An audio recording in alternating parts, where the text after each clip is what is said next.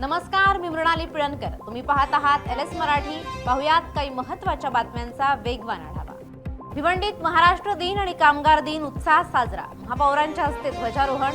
महानगरपालिकेत 67वा महाराष्ट्र दिन साजरा. संविधानाच्या उद्देशिकेचं सामूहिक वाचन. सोलापुरात महाराष्ट्र दिन साजरा. पालकमंत्री जयकुमार गोरेंच्या हस्ते ध्वजारोहण. सोलापूर पोलीस परेड ग्राउंडवर शानदार सोहळा.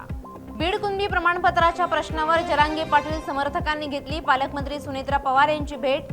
कुणबी प्रमाणपत्र व्हॅलिडिटी संदर्भात येत असलेल्या अडचणीबाबत समर्थकांची नाराजी. पालकमंत्री सुनेत्रा पवारांनी तात्काळ जिल्हाधिकाऱ्यांना दिले आदेश.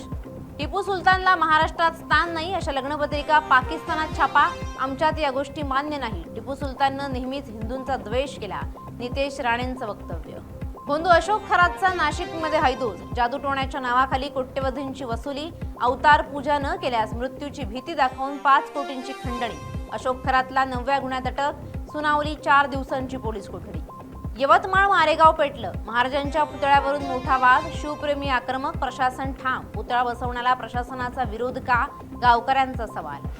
परभणी गंगाखेडमध्ये महावितरणच्या डीपीला आग. डीपीला जळाल्यानं परिसरात 3-4 घरांना आग. आगीमध्ये संसारोपयोगी साहित्य जळून खाक. भंडाऱ्यात जंगलात लागलेल्या वणव्यात वनसंपदा जळून खाक. वन्यप्राणीही होरपळल्याची भीती. वाशिममध्ये कापूस वाहतूक करणाऱ्या वाहनानं घेतला पेट. उन्हामुळे अचानक आग लागल्यानं मोठं नुकसान. घटनेचा व्हिडिओ सोशल मीडियावर व्हायरल.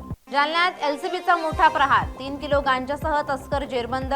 कैकाडी मोहल्ल्यात पोलिसांची मोठी कारवाई. गुन्हे शाखेची मोठी झडती. या होत्या आताच्या घडीच्या काही महत्त्वाच्या बातम्या. अशाच महत्त्वाच्या बातम्यांसाठी पाहत रहा LS मराठी.